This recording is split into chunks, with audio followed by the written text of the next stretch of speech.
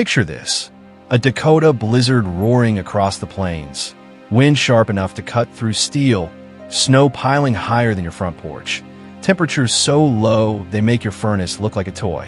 Now here's the kicker. Your modern house, the one you're sitting in right now, would betray you. Those insulated walls? They'd trap the cold, turning your home into a frozen coffin. Meanwhile, centuries ago, native families with newborn babies survived months in what looks, at first glance, like oversized camping tents. How on earth did they pull that off? The secret wasn't luck. It was engineering genius dressed up as tradition. The tepee wasn't just a shelter.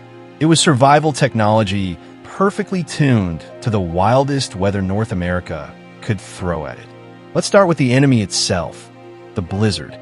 It's not a polite guest. It's a bully with predictable habits. In the Dakotas, storms almost always thunder in from the northwest like a runaway freight train. Instead of fighting head-on, native families played it smart. They rotated their homes. The narrow edge of the tepee was pointed straight into the storm, slicing through the wind like the prow of a ship. That small adjustment meant the difference between the structure standing tall or being ripped apart in the first gust. But when storms went from bad to brutal, rotation alone wasn't enough. That's when survival hacks kicked in. Take animal fat, for instance. Freshly hunted bison or elk provided more than food. Their fat could be smeared across the outer hides of a tepee, forming a slick barrier. To modern ears, it sounds messy. In practice, it turned flimsy-looking walls into weatherproof armor. Snow and wind slid right off instead of creeping inside. The result? Families stayed warmer with nothing more than grease and hides. Primitive? Maybe. Effective? Absolutely. Then there was the doorway problem. Every storm finds the weak spot, and a door is basically a welcome sign for freezing air. Native ingenuity? Seal up with snow. Sounds counterintuitive, right? But packed snow acts like a natural insulator. Instead of cold rushing in, the doorway became a tight seal, almost like caulking the cracks in a modern house. Inside the tepee, they didn't just throw down some bedding and hope for the best. They used physics. Families dug shallow trenches into the floor. Why? Cold air sinks, warm air rises. Those pits gave the cold somewhere to settle, while the warmth stayed where people actually slept. It was like zoning your climate system without needing wires or thermostats. And here's something modern survivalists rarely talk about: sound. The terrifying roar of a blizzard wasn't just noise to endure, it was camouflage.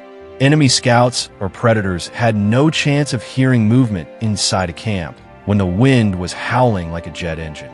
The same storm that threatened to wipe out a family became their shield, masking footsteps, voices, even the crackle of fire. The brilliance of the tepee design shows up everywhere you look. A flat roof? Deadly.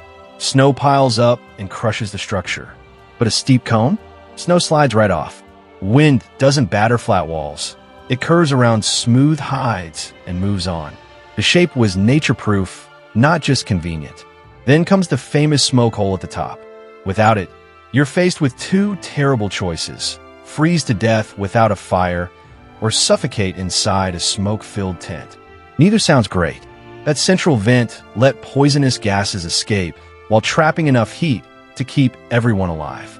Better yet, the steep walls funneled rising heat back downward, circulating warmth before it slipped out the opening. In modern terms, it was like having passive heating and ventilation in one elegant design. Mobility was another survival card. When storms shifted direction, settlers stuck in log cabins had no option but to grit their teeth and hope the roof held. Native families? They could dismantle and relocate a tepee in under an hour. Imagine having a home you can rotate, rebuild, or even move entirely when Mother Nature changes her mind. That's not weakness, that's adaptability. And here's where the engineering brilliance gets truly impressive: the double wall system. 2 layers of hide with an air gap between them worked exactly like the insulation in your winter jacket. Air is the best barrier against temperature change, and native builders understood this instinctively. The outer layer took the beating from snow and wind. The inner layer created a cozy, dry pocket for living. And those hides weren't hung carelessly. They overlapped like shingles, channeling water and melted snow downward instead of letting it seep through. Even the structure's stability had logic behind it. A cone isn't just convenient. It's one of the strongest shapes in nature. The harder the wind pushed, the more the load spread evenly across the surface, making the teepee dig in like a rooted tree. Instead of collapsing, it grew stronger under pressure. Every piece worked together, and every detail had a purpose. This wasn't just a shelter. It was a living blueprint of survival. And yet, the teepee alone wasn't the full answer. Native families layered on clever tricks, each one designed to squeeze out more heat, block more wind, and buy more hours of safety. Because in a Dakota winter, good enough wasn't good enough. So your teepee is standing firm against the storm, cone-shaped deflecting wind, hides stretched tight like a drum, and smoke vent pulling air just right. But here's the truth. In a Dakota blizzard, that's just the starting line. The real genius came from what native families built inside their shelters. Think of it as walls within walls. The cleverest trick was something tribes called the liner hides. Instead of leaving the interior wide open, they hung an extra set of buffalo skins about 3 feet from the ground, circling the lower half of the teepee. What did that do? It created an air pocket, nature's insulation. The outer hides took the beating. The trapped air stayed still, forming a thermal blanket. It's the same principle behind your insulated winter jacket, except they pulled it off with nothing but leather and instinct. But they didn't stop there. Snow itself, the very thing threatening to bury them alive, became an ally. Families would deliberately pile packed snow against the teepee's base. Sounds crazy, right? But dense snow works like foam insulation. Those mounds blocked brutal drafts, sneaking under the hide edges, and acted like natural windbreaks. Every extra layer of white meant another barrier against the cold. And then came the stuffing strategy. Any crack or gap between poles got jammed with dry grass, pine needles, or even worn-out scraps of animal fur. These weren't random scraps. They were miniature insulation systems. Each piece trapped little air pockets, sealing heat in and cold out. Imagine Grandma's quilting project, except instead of making you cozy on the couch, it kept you alive at 40 below. For some tribes, the upgrade went even further, the ozan. Picture a tent inside your tent. This inner hide covering dropped down from the poles to about shoulder height, wrapping the fire and the sleeping area in its own cocoon. The ozan trapped rising heat before it escaped upward, recycling warmth like a primitive but brilliant HVAC system. That pocket of air around the fire became toasty enough that families could stretch precious fuel further, burning less wood while staying warmer. And here's where brute force came into play. Some winter camps didn't just rely on snow mounds. They built massive windbreaks around the outside, walls of branches, stones, and packed earth rising 10 or 12 feet high. These weren't just flimsy fences. They were fortifications, redirecting storms so that by the time wind reached the teepee, it was already weakened. Think of it as building a medieval castle around a canvas home. Overkill? Maybe. But in sub-zero conditions, overkill was just common sense.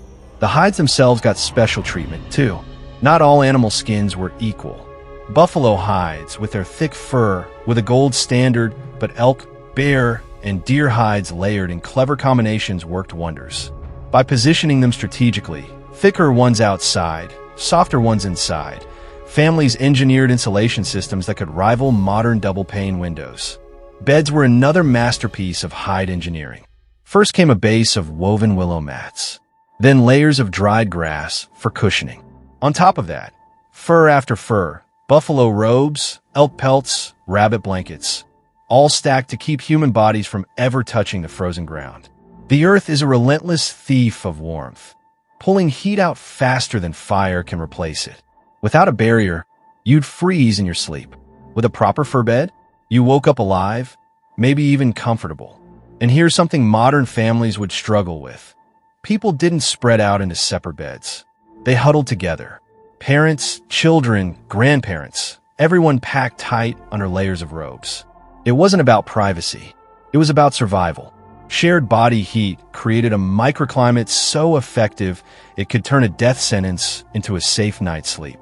A group hug, but with life or death stakes. Even clothing was part of the insulation system.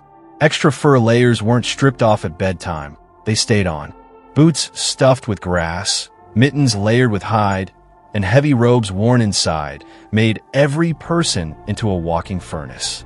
The result was an environment where even in the middle of a howling storm, families had warmth on the outside, warmth on the inside, and warmth in between. Now pause here for a second. If you're enjoying learning how these ingenious systems worked, give this video a quick like and hit subscribe. That way you won't miss the next story. We've got plenty more survival secrets coming. Because here's the kicker.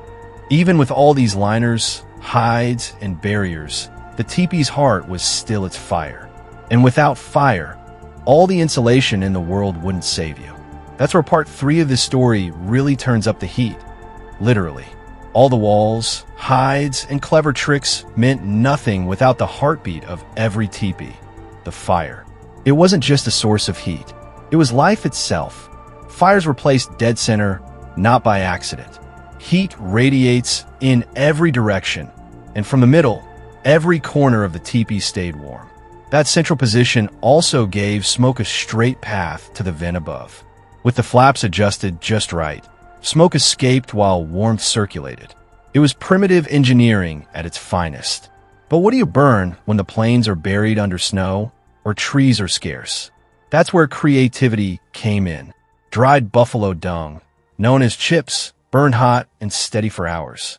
Pine cones worked like nature's fire starters, their oils catching flame quickly. Hardwoods, when available, were prized for long, reliable heat.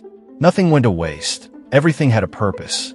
Even the stones around the fire pit weren't decoration. Heated by flames, they stored warmth and released it slowly through the night, turning icy tents into heated bedrooms. Some families took it further, burying hot rocks under layers of bedding to create the world's first heated mattresses. Sleep became not just possible, but comfortable. Airflow mattered too. Some camps dug shallow trenches leading to the fire pit, capped with flat stones. These acted like hidden vents, feeding oxygen directly to the flames without letting freezing drafts sweep the floor. It was central heating built from nothing more than dirt and muscle. But survival wasn't just about fire. It was about discipline. Everyone in the family knew the rules. Never sit on bare ground. Always keep furs dry. Sleep close, share warmth. Rest more when storms raged because moving burned precious calories. Even children were trained from a young age. Where to sit, how to layer clothes, when to add fuel. Forgetting these lessons wasn't inconvenient. It was fatal. And then came the extreme measures, the tricks that sound wild until you realize they worked. Animal stomachs were cleaned and dried into water containers, flexible enough to freeze and thaw without breaking. Lifelines, ropes tied from teepee poles, kept people from getting lost in whiteouts, so blinding you couldn't see your own hand. Some tribes even froze hides into snow skins, armor plating against screaming winds that turned fragile-looking tents into bunkers. The brilliance of these methods wasn't in any single trick. It was in the system. Layers of design, knowledge, and discipline stacked on top of each other until families could outlast storms that would flatten modern homes.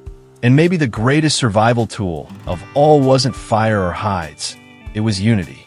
Families huddled close, told stories, sang songs, and kept spirits alive while nature unleashed its worst. Hardship didn't just test them. It bound them together.